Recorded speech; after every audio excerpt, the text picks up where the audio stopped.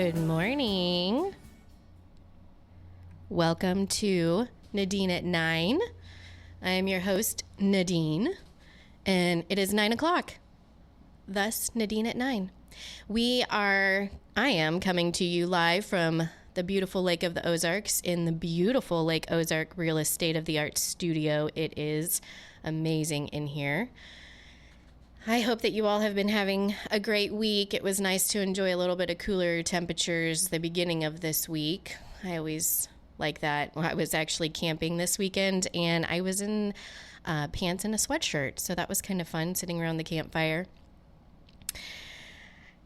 Anyway, there's been a lot going on, as usual, and I wanted to give a little disclaimer. I've been talking about politics pretty much this entire time, the past 3 weeks, and I will still these next couple of weeks. That's because there is a big election coming up August 6th. It is the primary election. So I want to try and get a whole bunch of stuff jammed in there before that happens. But I did want to make sure that you all know that I will be talking about other things that I enjoy or that are important to me. I am a big advocate of homeschooling, and so we're going to talk somewhat about homeschooling in future shows and just other things that I think are important to talk about and fun to talk about.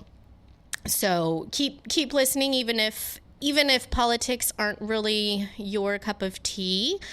I'm hoping that what I'm talking about with you is piquing your interest a little bit and helping you get a little bit more engaged, because it's very important to know what's going on in the world around us, just not to be consumed by it. So I hope that what you're hearing from me is helpful. If it's not, or you have anything to add, you're welcome to call at 573-746-8020. For the first 30 minutes, it'll just be me chatting with you. But at 9:30, we're going to have Mr. Don Abbett, who is the current 1st District Commissioner in Miller County. He's running for re-election. He does have an opponent this year, but we'll have him on at 9:30. To begin with, today, I wanted to give a really ground level walkthrough of the voting process. And I'm doing this because I realize that for those of us who've been voting for a long time, this might seem a little bit silly, but for people who've never gone through the voting process before, who've never registered to vote, who have no idea what a ballot is or what a polling place is, or anything like that, let alone candidates and amendment questions, this is super overwhelming, and they need a walkthrough. They need to know exactly what to expect, so that way they are prepared when they show up, so that way they want to show up. And this kind of was brought about because I have a son who's turning 18 on Sunday. And I was so excited because I was thinking, yes, he gets to vote for the first time. And what a cool first election to vote in is this. These 2 elections coming up are so important.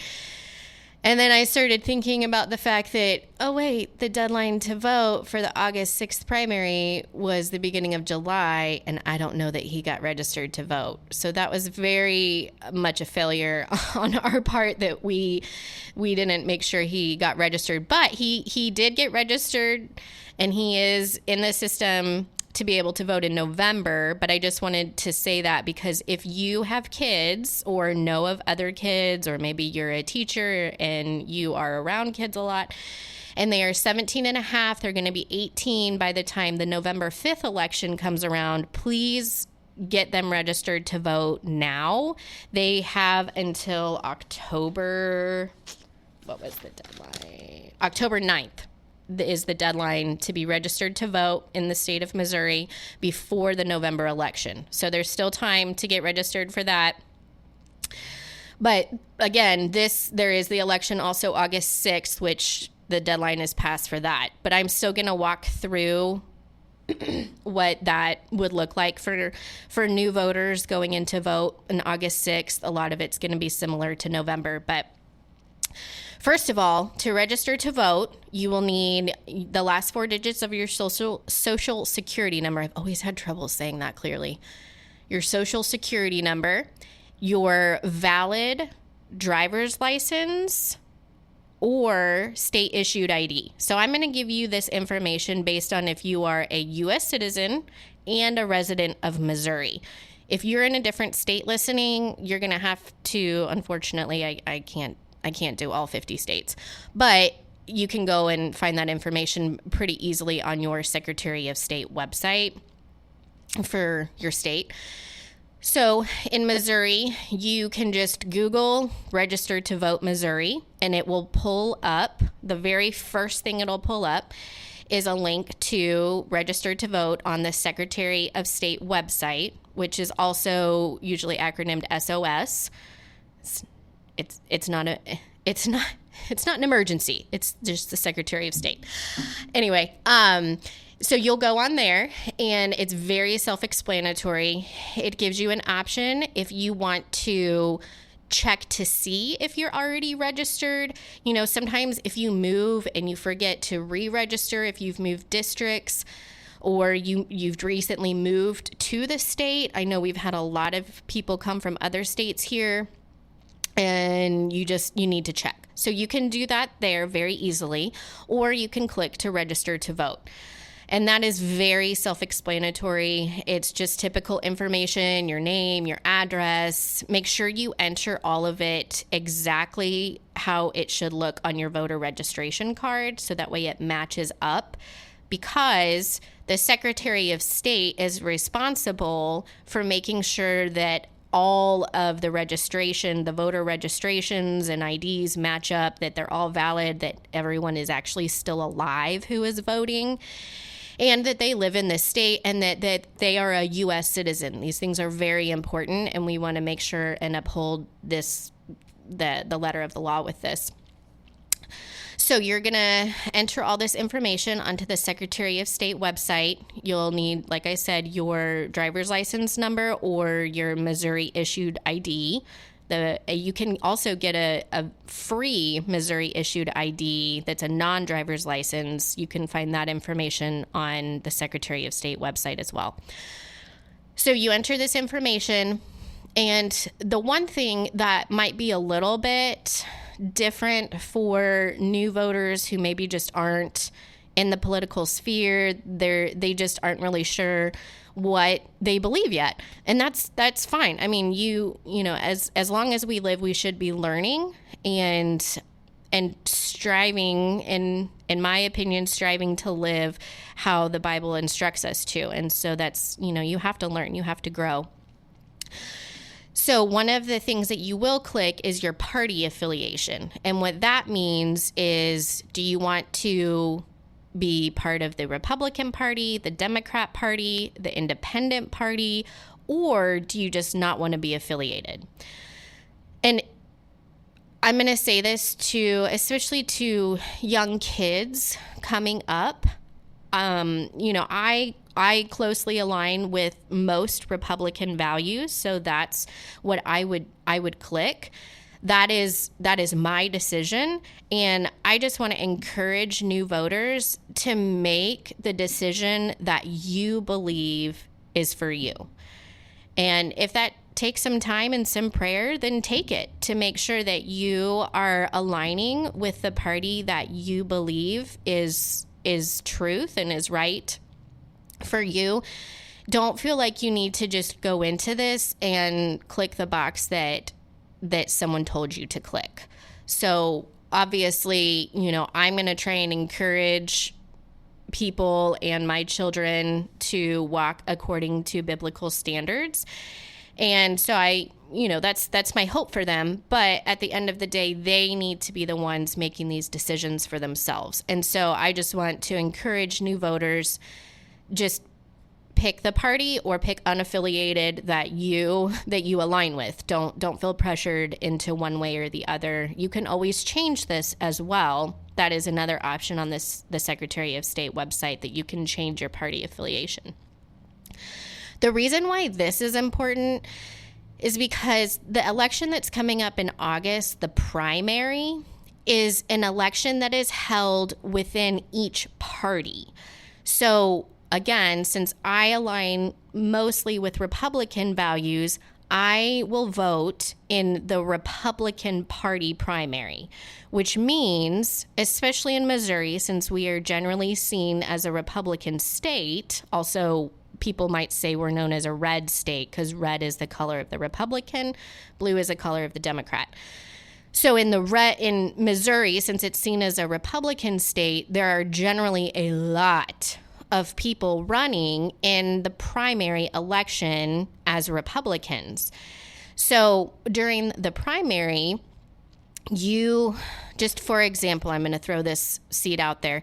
For governor, there are, I think, 6 or 7 Republicans running to get to be the Republican candidate for governor. That doesn't mean that if they win in August, they're automatically governor. That means that whoever wins from the August primary election will then go to the November general election, and they will run against the Democrat or independent or both. And then whoever wins that election will then become the governor. And that's the same for these other offices as well, like treasurer and secretary of state and attorney general. So that's the importance of declaring your party, because when you go to vote in August, they should see what party you're affiliated with, but a lot of times they will also ask, are you Republican, Democrat? And then they will hand you a ballot. And I'm going to go into what a ballot is also, because this was something that my son was a little bit unsure about, which again is totally fine. People that haven't voted before need to know these things because we're not just born with this information in our head.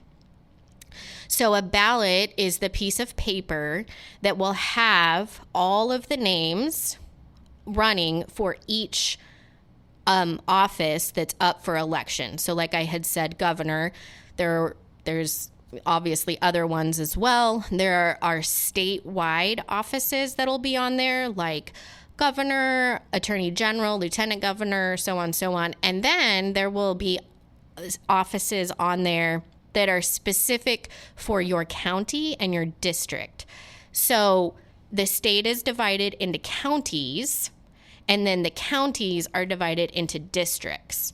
And so, for example, myself, I live in the state of Missouri, obviously, but then I live in Miller County, and then I live in District 1 of Miller County. So I will have a ballot that is specific to Missouri, to Miller County, to District 1, and the address where I live. So that's why it's very important to make sure all of that information is accurate when you're registering to vote, because that's how they will determine what ballot you need when you are at your polling place. And so on this ballot, it'll have all of those offices that are specific to where you live. And you need to really read the ballot also, because most of the time, every office will have you select one, that you will vote for one individual within that office. And so you will take your pen, and there will be a little oval next to the name, and whatever candidate you want to choose, you will circle that oval in that's right next to their name, and make sure it's nice and dark and within the oval. Don't do 2 ovals or 3 ovals. But even if you do mess up or you accidentally pick the wrong person or whatever, it's fine. Go back and get a different ballot. That's perfectly fine. And don't feel embarrassed to do this, because we want you to learn. We want you to be encouraged to vote again. So it's perfectly fine if you make a mistake. Just go back and get a new ballot. Totally fine. Okay, so you are filling in the little oval next to the person's name that you want to elect for these different offices. Then there are usually questions on your ballot as well, which I'll get into that in just a second. But the offices, will have a man or a woman, and you'll vote, like I said, for most of the time, just one person. But make sure you read it, because sometimes it does say vote for two. Every once in a while, just make sure that you read it carefully. So you'll do that. That's what a ballot is. My recommendation, I highly recommend that as soon as your ballot becomes available to look at, which I can't tell you the exact time frame of that. I think it probably varies. But usually, I think at least a month in advance, you can go onto your county website. And in Miller and Camden County, this is very easy to find. Other county that I looked at, not so easy.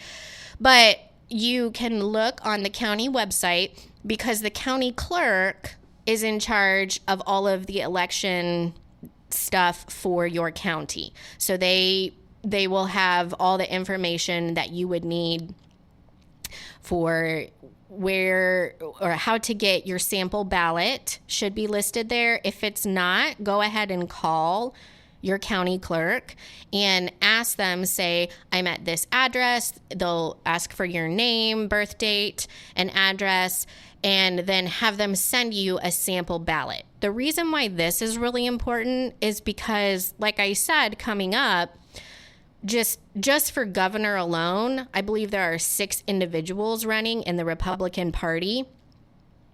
That's overwhelming. If you go in to the polling place and you have no idea who any of them are or what any of them stand for, anything, I probably would not even want to vote at that point, because it's super overwhelming. So get your sample ballot ahead of time and do some research on these candidates. You know, people put a lot of personal information online, whether they want to or not. Sometimes you can find a lot of information about people on Facebook, stuff that they didn't probably realize that was still on there, that can be very telling of who they actually are. So, you know, do a Facebook search on them, do a Twitter/X search on them, whatever. I mean, you can find lots of information about these people. And the other thing is, like I've said in the past, surround yourself with people that you trust, whether that can be your parents. I mean, absolutely. If you trust your parents' perspective on current issues, which I hope that you do, I'm speaking to kids right now, I hope that you do have parents that are leading you in a way that is honoring God and loving the country.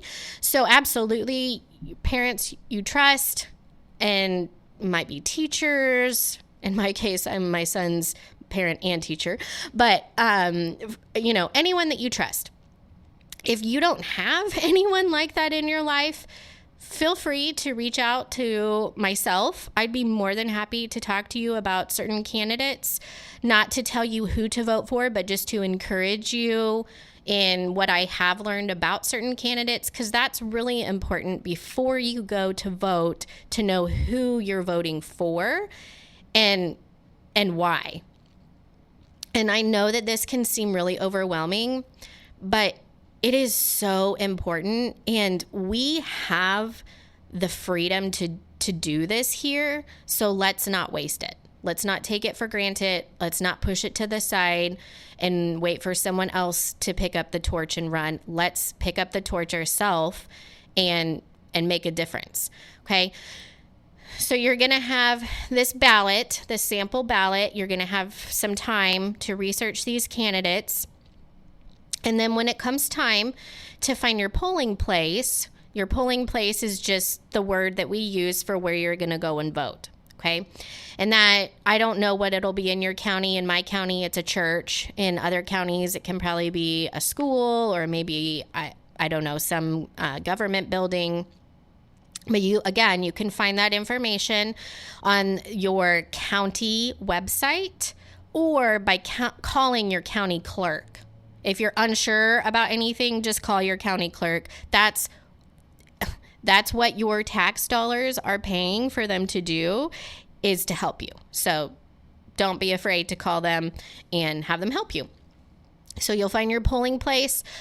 I believe that most polls are open from 7 a.m. to 7 p.m. If I'm incorrect on that, I apologize. I'm just kind of going off of a generalization here, but your hours might be different. So make sure that you get there as soon as you can. Don't put it off, because a lot of times what can happen is you say, oh, I'll do it in, a few minutes, and then it's, 6:45 and it takes you 30 minutes to get to the polling place. So just make sure and go to get it done. You don't want to miss out on this great opportunity of freedom that we have in our country. Go and exercise your right to vote. So you're going to go to vote. When you get there, and I'm just telling you from my perspective of my polling place, there will be women, men sitting there with the rolls. Not dinner rolls. That does sound really good right now, though. They'll be sitting there with the voter registration rolls, and you'll give them your valid Missouri driver's license or Missouri issued ID, and they will be able to verify that if you are a registered voter and you are who you say you are and you actually are alive, and then they will either ask you or just see what party you are affiliated with, and they will give you the ballot for that party. And that's for this primary right now, because, again, the primary is when each party votes according to their party to decide who within their party is going to go to the general election in November to see who from that will actually take office in their seat. And I was just told that it's 6 a.m. to 7 p.m. statewide for Missouri voting. So thank you for that, letting me know. All right, so you're going to go in and you will give them your valid ID of whatever, your license or your Missouri issued ID, and they'll give you your ballot. You're going to go sit down or stand wherever it is. Sometimes it's in kind of little cubicles. Sometimes it's just at a table. Technically, I believe you're not supposed to talk to other people while you're voting, and so they usually try and space you apart. And you will, like I said, you'll fill in the oval next to the person's name that you want to elect. Okay. And then when you're done with that, and I think probably all over the state of Missouri, you will then take your ballot and go put it in the voting machine. And I'm not going to lie, the first time that I had to do that, I was a little bit like, oh my goodness, what if I put it in wrong? Everyone's going to think I'm stupid. It's fine. It's really okay. It's not a big deal. It'll tell you how to put it in there. You put the ballot in and it's done. And you pray that those machines are working correctly and verifying correctly. So that, and then you get your little sticker that says I voted, and you wear it proudly, and you encourage all of your friends to go and vote. And maybe in a lot of cases, you encourage your parents to go and vote, because I know a lot of people, my generation, I was born in 85. Unfortunately, it seems like a lot of the people my age just are very complacent and are not going out and voting. And so I can imagine that they're probably not, or that they're probably passing that kind of an attitude along to the upcoming generations instead of the attitude of being proud to go and vote, because this is a freedom and a privilege that we have in this country, and we need to continue to exercise it, and we need to fight for fair elections. Because if we lose, and you might hear this sometimes, and it's very true, but if we lose fair elections in this country, we will lose our country, because that is what has kept us safe. We have been able to vote for who we want in certain offices, and then they can represent us how we want them to, basically.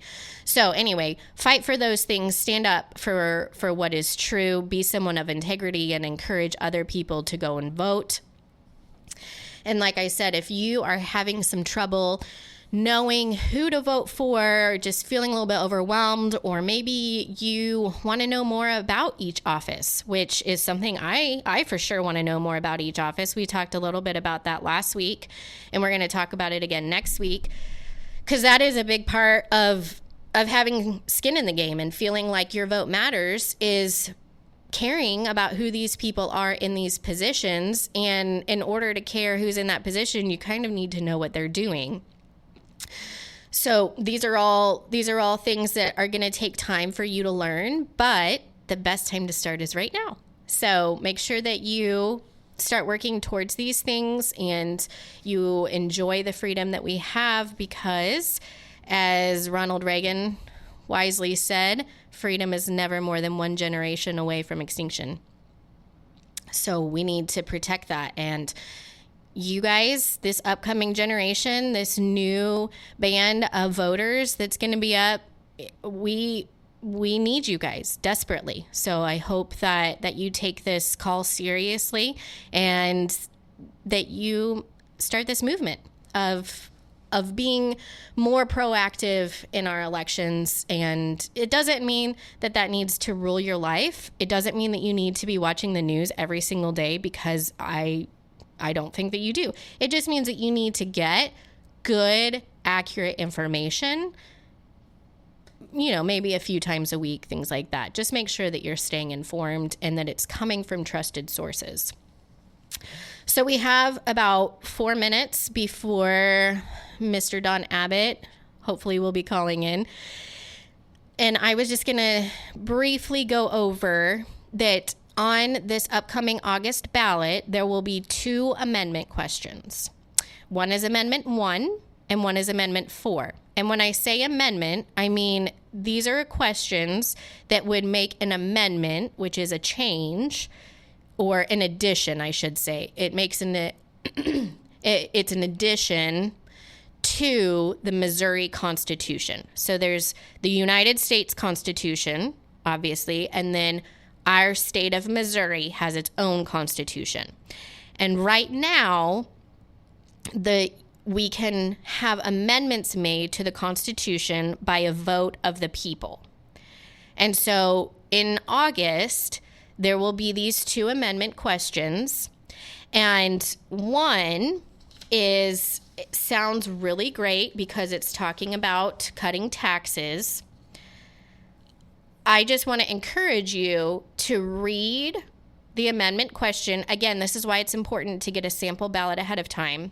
Read the amendment question so you know what it says, because you might not understand what it says. This happens to me all the time. It happens to most people a lot. So next week, we're going to get into these amendments a little bit more. But I have Mr. Abbott calling, so I'm going to get that. Hello, welcome to Nadine at 9. Hey, good morning, Nadine. How are you? I'm doing well, thanks. How are you? Doing good. I wanted to call in real quick before Don gets on. First of all, Don Abbott is an excellent commissioner. If you're listening in Miller County, I really hope that you return Don Abbott back to his district. I know he has a great heart for Miller County. He's a fiscal conservative, a social conservative, and I kind of need his help helping with some other stuff around the state. So awesome. I'd appreciate Miller County to vote for him. Can I call you out? Can I say you by name? Absolutely. Yeah, this is Mr. Ike Skelton. He is the presiding Camden County Commissioner, and he is also doing a great job. So take his advice into consideration for sure. Thank you. I appreciate that. So one other real quick thing, I'll let you go because Don needs to come on and talk with you for a while. But I just heard that, the incumbent for the 123rd District, Lisa Thomas, who has a challenger, Jeff Vernetti, just dropped some commercials on a local radio station saying how she is so pro-Second Amendment and so gun rights. But I have to tell you, right after the last candidate forum in Camden, I was actually held in Osage Beach over at the Encore. Right before she left, she told me something. She said, "Ike, the truth will set you free." Well, you know what, Lisa? The truth just might set the 123rd District 120 free, because I'll tell you, the real truth is that Lisa Thomas had the opportunity to be a co-sponsor on HB 2559, which is a Stand Your Ground enhancement law, HB 1651, that is an anti-red flag law, HB 1708, which would have enhanced concealed carry, HB 486, which would have enhanced the Stand Your Ground law, and HB 712, which is an anti-red flag law. She could have co-sponsored any of those things to help support the Second Amendment and firearms rights. She did none of that, and she also, just like she didn't want to get vetted through the Camden County Republican Central Committee, she also didn't want the Missouri Firearms Coalition to vet her because she failed to return their questionnaire. So the truth is, Lisa Thomas doesn't really support the Second Amendment. It's a pandering political game by another phony Republican. I appreciate that call, Ike. It's important that people get accurate information, and I know that you are trustworthy, so I appreciate that very much.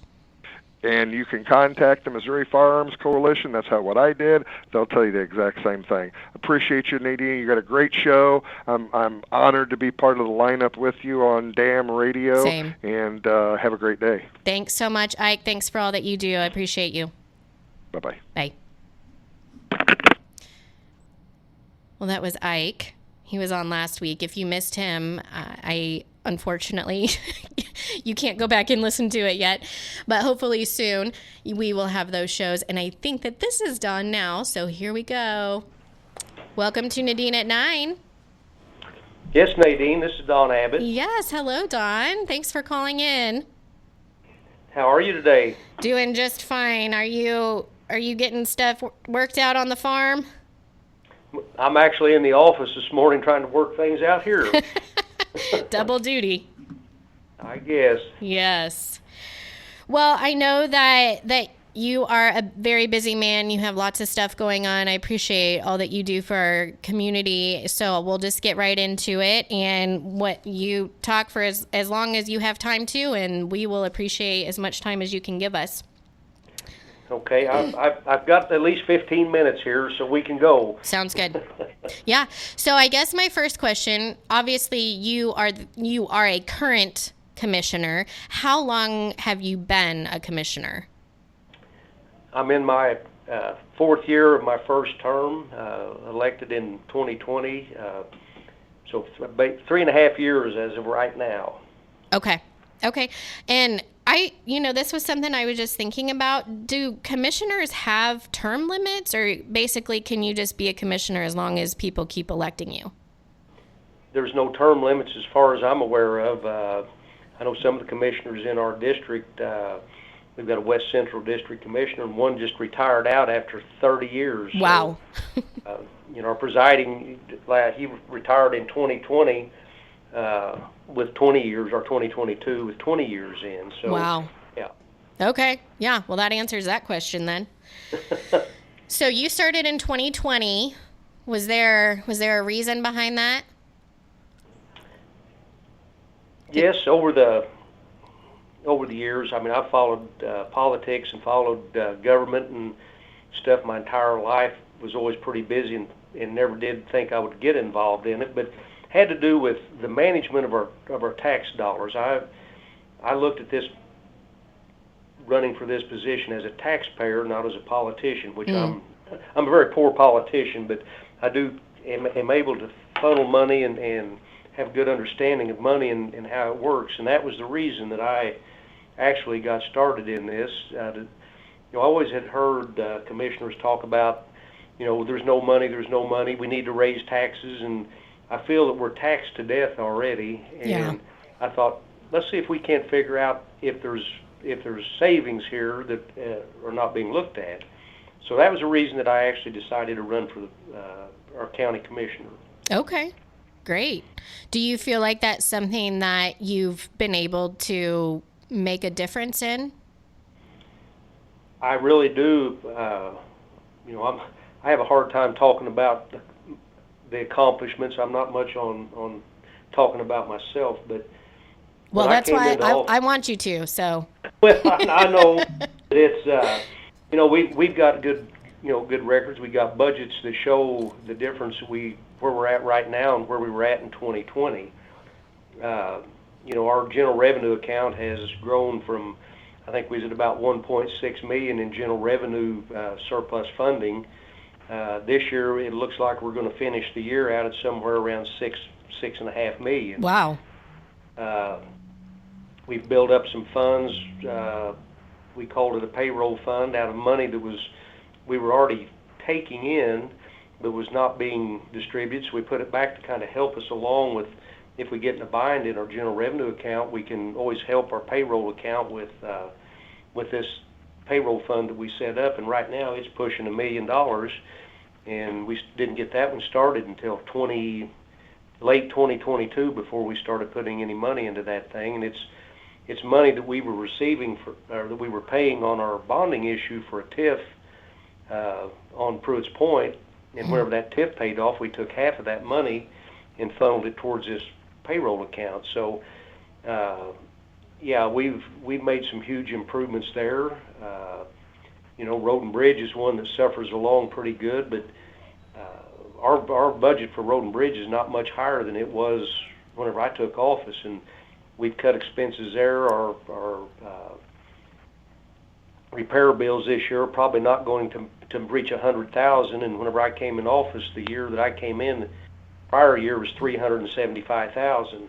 Wow. So, just general management. I've got a background in business.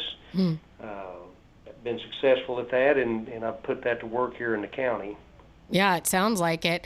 That's really interesting, with the cost of everything going up so much. And I mean, correct me if I'm wrong, but what I heard you say was basically that your road and bridge budget is the same as when you took office? It is. The only thing that's really has increased is, of course, we've really given some big numbers of raises. We're still not where we need to be as far as salaries for our people in the county. But that's about the increase, about 300,000, I think, this year in our budget. Excuse me, about 300,000 in our budget, and mostly is due to the raises we've given over the last few years. Our rock budget is the same as it was in 2020.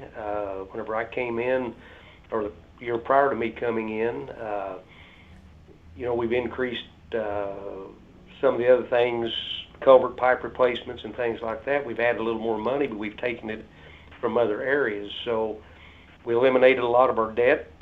We have hardly no debt in Road and Bridge. We've got 2 graders we bought in 2022 that we actually borrowed the money on at 2% interest, so I'm really not too interested in paying it off right now. Right. I think we owe 2 payments left on them, like $200,000.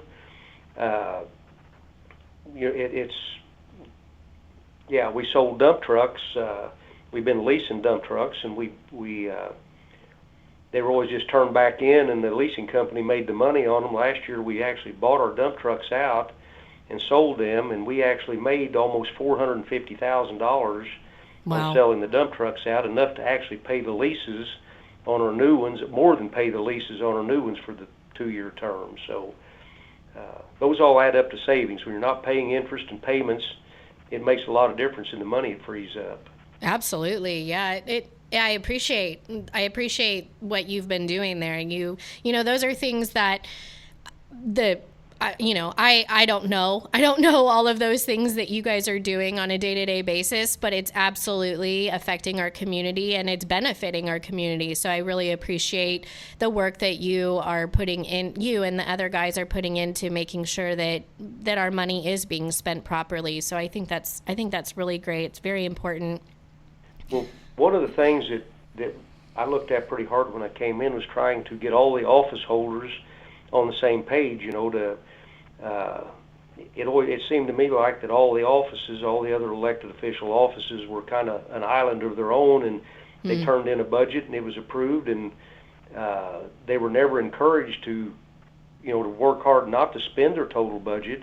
They were always afraid that they wouldn't get any money the next year, and we've taken that fear away from them, and the office holders have done an amazing job of really reeling in their budgets and doing a really good job on it. This is a county-wide effort. I mean, everybody's got on board. The Sheriff's Department they've been absolutely wonderful. All offices. The assessor's office is probably the most efficient ran office in our county. Man, they've really done a good job over there. Interesting. Yeah, that's good information to know. I appreciate that. Are there things moving forward that if you are reelected that you would like to perhaps change or just continue doing the same? Or, I mean, is there anything looking forward that you can see? Well, you know, making the county as efficient as we possibly can, and I know Sheriff Louis Gregory and I, not too long after I got in office, we were talking about our county and where we were at, and I looked at him and I said, Louis, I said, what I'd like to see is we become the county that everybody else wants to be. He smiled and he said, that's what I've wanted. He said, it's been tough. We haven't had the leadership to get that accomplished. And I mean, they've got on board. They have done some amazing things over there. Of course, they got a sales tax voted in for them, but they've done a wonderful job managing their money, and they're on board with all this. And we've got a gentleman that works in that office, Mike Rayhart, has worked on grants. We have really put the grants to work. We've got some non-matching grants. We've had some ARPA money that we've been able to match up with some grants, and we've probably done $1 million worth of grant money in the last couple of years to improve our building facilities and those types of things. We should end up with very little maintenance over the next several years from the things we've done, and Mike has done a tremendous job doing that. And you said he's at the Sheriff's Department? He is. He Okay. is under sheriff. I call him, or the chief deputy. But he's really a good grant writer, and I mean he does a really good job for us there. Okay. So, on one of the main purposes of my show is to try and help educate people on all these political language that is used a lot of times that just kind of goes over the normal person's head. So can you break down a little bit what is ARPA, and when you talk about getting grants, that's coming, is that coming from the state? Where is it coming from? Well, first of all, the ARPA is a American Relief Plan that was put in place during COVID. It allowed municipalities, state got a huge amount of it, and then it come out, they also funded county governments, city municipalities, and that kind of stuff. So it was a federal money, and we really discussed hard before we got into that. Federal government, we really didn't want to deal. I mean, it was a pretty large amount of money, almost $5 million, and we were worried about the record keeping, and myself and the treasurer and our bill paying secretary, who's absolutely fantastic anyway, and Clinton, our clerk, we sat down and we figured out a really good paper trail to keep track of this money, and then we started allocating by application. And so the things we put down that we wanted to try to fund, then we had a company, or it wasn't a company, it was a administrative group that come in and administrates our ARPA and make sure that everything we want to do fits under the guidelines. Okay. So we sat down and we drew up a really good plan how to do the paper trail with them. And then this company actually looks at things that we can match it up with other grants. In the history of our country, I don't think they've ever allowed you to match federal money with federal money. So we were able to take some of this ARPA money and actually get other federal grant money to match some of them. Some of the money come through, like the DHSS from the state was a grant. We didn't match it up, though. It was actually a zero matching grant of $250,000. But some of the grants have come through the state. Some of it has been through ARPA money that the state had. Others is just through agencies that have these grant applications every year. So we've been really fortunate to be able to match these up without having the thought of that we're going to be hammered. I mean, the federal government likes to go through and nitpick everything. We've really tried to do a good job to make sure that there's no strings attached, that they're going to come in and say, well, you used our money, now you're going to do this. Right. those are the things we try to stay away from. We don't like overreach of federal government here. Absolutely. Yeah, that was actually a question that I was going to ask you.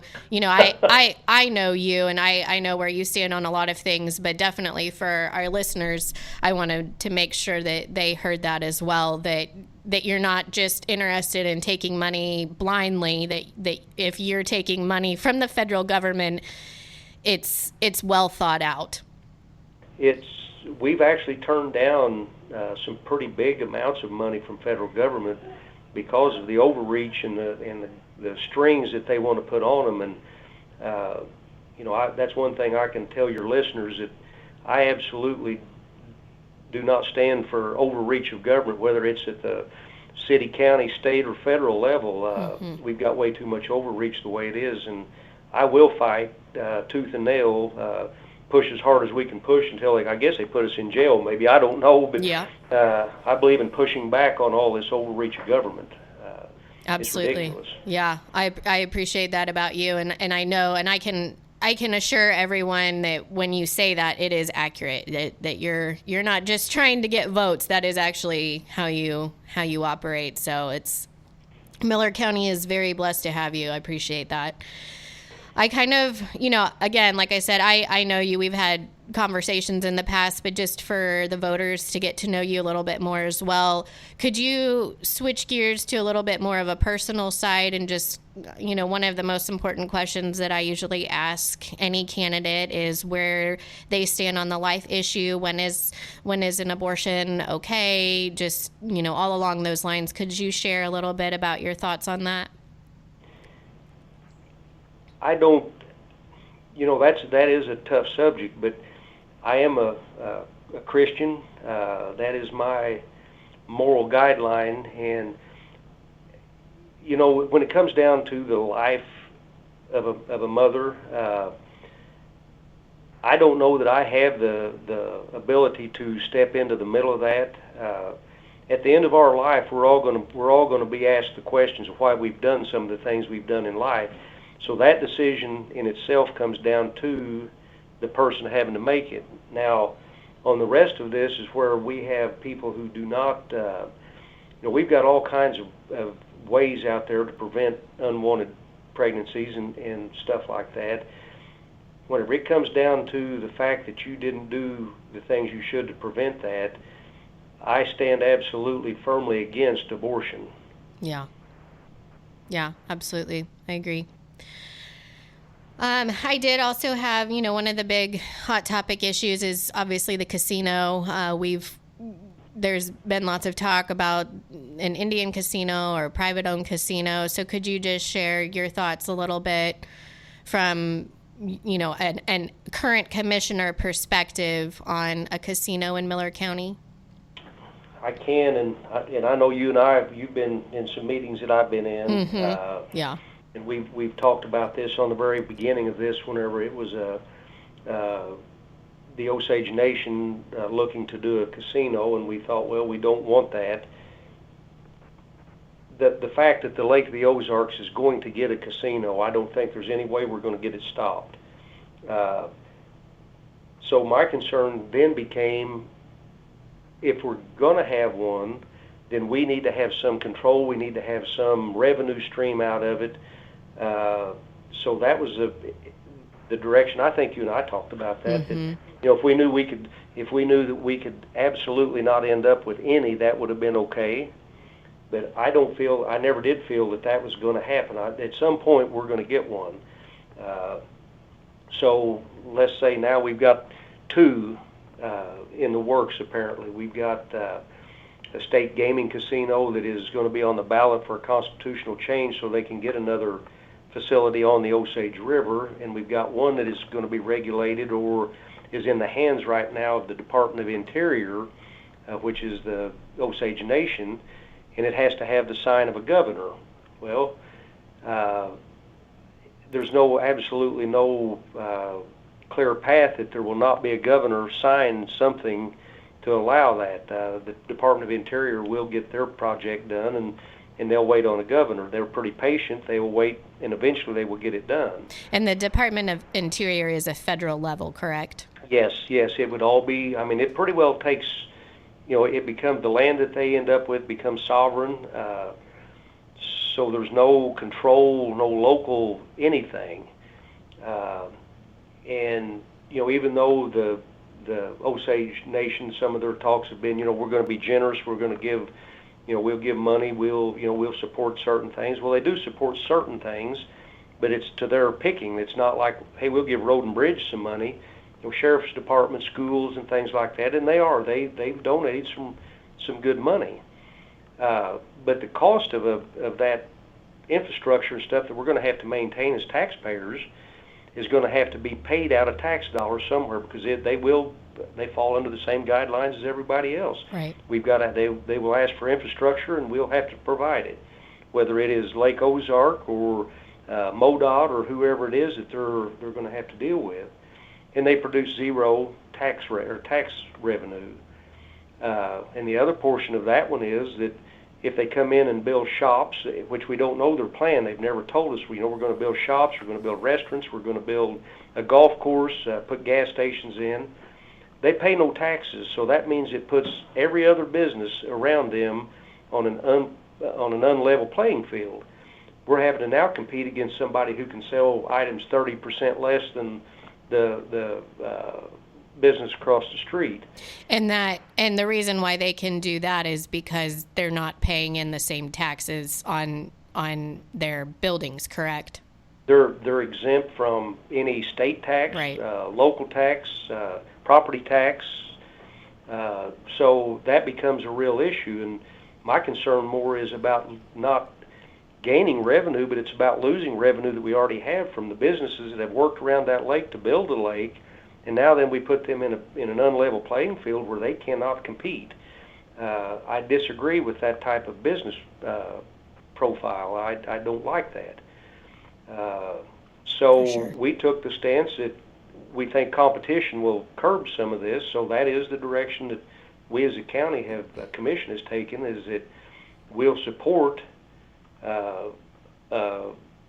tax-paying casino, which we are going to get one eventually. We'll get one whether it's this year or not. But the one that comes in as a state game casino is regulated by the state.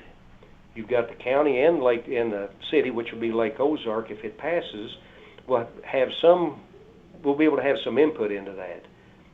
But first, it's got to go to the vote of the people. So if the people don't want it, the thing for them to do is to not pass it, if that's the consensus of the people. Right. So we have some control here. The people who don't want it, they can go out and work against it. Those who want it can go out and work for it. And at the end of the day, the people will have the choice to make whether they want it or they don't want it. So that's kind of the reason we went down this road. Yeah. And by the way, the taxing and it's like I said, it's never been about the tax revenues it will bring in, but it's what we could lose. But the idea of that casino could be on a small scale that they've got it set up as a revenue off of it, about $24 million, state of Missouri, local $2.5–3 million of local tax money, and that is a lot of money, and it would really help our county. But I didn't back this just because of the tax revenues. So Right. Okay. Yeah, I know that about you, and I have a little bit of a different perspective on. I like to say, well, God can do anything. So if he doesn't want a casino here, then we're not going to get a casino here. But I definitely understand, and I appreciate your perspective, and I do. Like I said, I appreciate who you are and what you stand by, because you are interested in the good of the county and working for the people. So I trust that in you. But at the end of the day, there's all kinds of evil in our world, and we make choices every day whether we're going to participate in it or not. If people look at a casino as something evil, don't go. Right. We have those choices. We either support it or we don't, and everybody has that choice to do. So let the people make up their mind, and we'll go from there.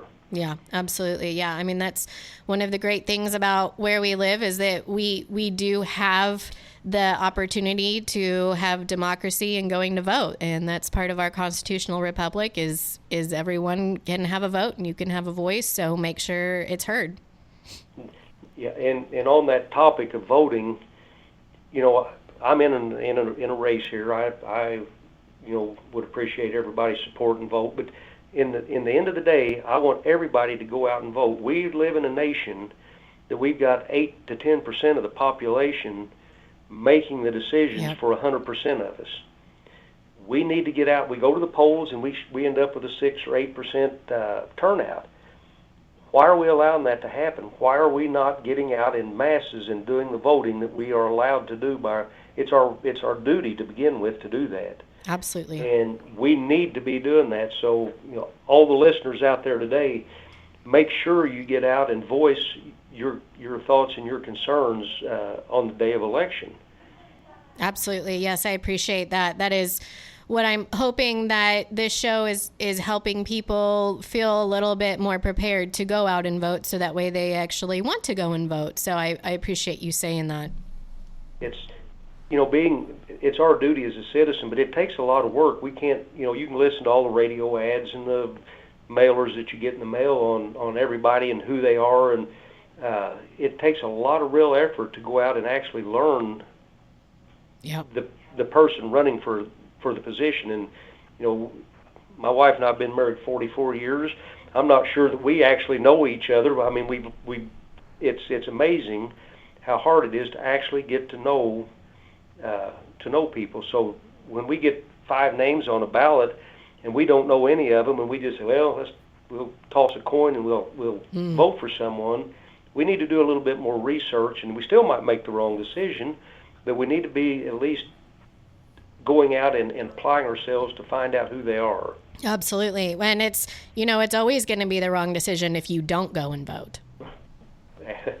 So. And in my job, that's the ones, we get people who call in, and I made this statement whenever I got elected. I said, I'm going to get a list of all the people who voted. It don't tell how you voted, but you'll have a list in the county of everybody who voted. And I thought, now, if somebody calls me with that really wants to complain, I'm going to look and see if they're on the list. And if they're not, I'm going to say, you vote next time and we'll talk. But I didn't do that. I'm not opposed. Well, let's call them out. Yes, call them out. If you want to call and have a legitimate complaint, then you should vote and give you the right to do that. Absolutely, yes. Well, I really appreciate your time. I know you said you had 15 minutes, and we're at 30 minutes almost. Well, they're sitting out there waiting. We've got a meeting. They're sitting there waiting on me, but that's all right. They can wait a bit. Yeah. and I appreciate you giving me the opportunity to talk, and I hope that I've made a difference, at least have made some people think about things that maybe they didn't think about before. Absolutely, yes, I'm sure. And again, everybody, this is Mr. Don Abbett. He is currently the 1st District Commissioner in Miller County, and he is up for re-election. So take what he said into consideration today. Do your research, like we said, and consider voting for him August 6th. That's in just a couple weeks.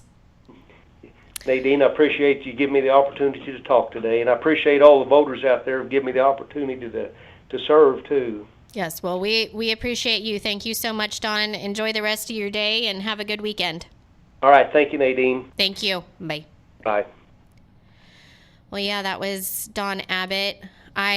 Like we had alluded to a few times, we have had several conversations in the past, and I will just say I have always really appreciated being able to have honest and open conversations with him, even though we do differ a little bit on a few things. Ultimately, I know that he takes his job seriously because he, first of all, is living according to God's word, which tells us to be good stewards of what we have been given, which includes this country. So he takes that seriously, and then he takes his role as being an elected official seriously, that he is there to represent and to protect the people that have elected him. And so I do just encourage you all to consider voting for him. He has done a very good job. Some of the stuff that he was talking about today with finances, I had no idea, and I hope that helped you. It definitely helped me understand what he's done a little bit better, and we definitely need more men and women like that. So anyway, I hope that was helpful for you today. I am about out of time. We're kind of in perfect timing today, but I wanted to leave you all today with a little bit of a PSA. So I used to be the marketing director, or development director, I guess was the technical title, at the Pregnancy Help Center in Camdenton. And so that mission has always been very important to me. I've always been a pretty strong advocate for life, and we can go into that in later episodes of what exactly that means, or what it should mean to everybody, what it means to me. But anyway, I was told yesterday that there are some really desperate needs that the pregnancy center has in Camdenton, because they have had a major influx of clients recently. And the pregnancy center that's in Camdenton, it is literally called the Pregnancy Help Center. It's right there off of 54 next to Sip Coffee Shop, across from Baumgars, I think is what it's called now. Anyway, the Gerbs and Baumgars off of 54 in Camdenton, and they serve clients in Miller, Morgan, and Camden County. So they have a very wide range of people that they serve, which is amazing. They also have a satellite office in Versailles that I believe is only open on Wednesdays right now, but it is a beautiful facility as well. So if ever you would like to take a tour of either of those places, you can give the pregnancy center a call, and they would love to give you more information, take you around the place. But anyway, they have some really major needs right now that I wanted to share with you all. They receive everything through donations. That's how they run. And a couple of those things are car seats, pack and plays, and high chairs. Those are the really big things that they need. If you go onto the Facebook page, that's I think the Facebook page is PHC Partners. It has a list of all of these things and links to Amazon if you just want to find something real quick. So those three things, car seats, pack and plays, and high chairs, are very much needed right now. A couple of smaller things are diapers, size 4 to 7, sound machines, and then I believe some baby kits. I did not know really what a baby kit was. So if you Google it, it'll show you. I think it's, like nail clippers and files and the little nose syringe, things like that. But those are some of the items that they could really use. So I would just encourage everybody in our community, that ministry, that service is so desperately needed here.